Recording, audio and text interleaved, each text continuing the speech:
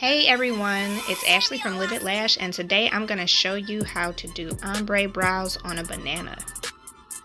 If you guys are wondering why I'm doing this on a banana, it's because the banana peel is very similar to actual human skin.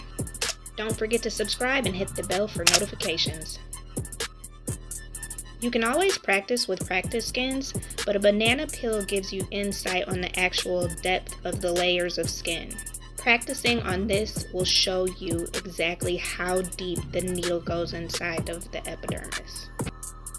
And also, this is a good measure of how deep you're going into the skin, if you're tearing the skin, and the way that the pigment actually absorbs in the skin. Let me shut up for a second so you guys can see how this outline comes out.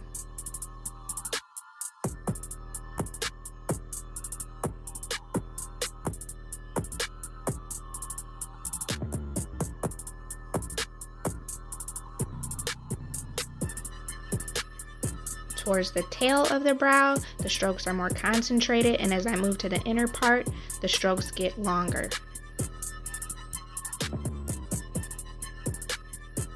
Let me go back in and fill in some of the blank spots that we have.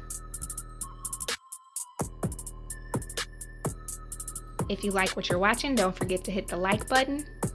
And hit me up in the comments and let me know if you want me to practice on different fruit in the next video.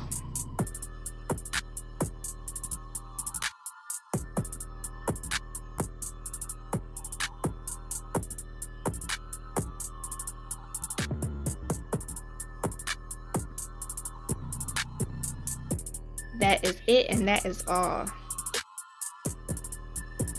When I peel this, you're going to actually see how deep the pigment goes into the brow. It doesn't even go into the third layer of skin. I zoomed in to show you that the pigment may go into the second layer, but it doesn't go into the third layer of the skin, as you can see here. And that's all for ombre brows on a banana.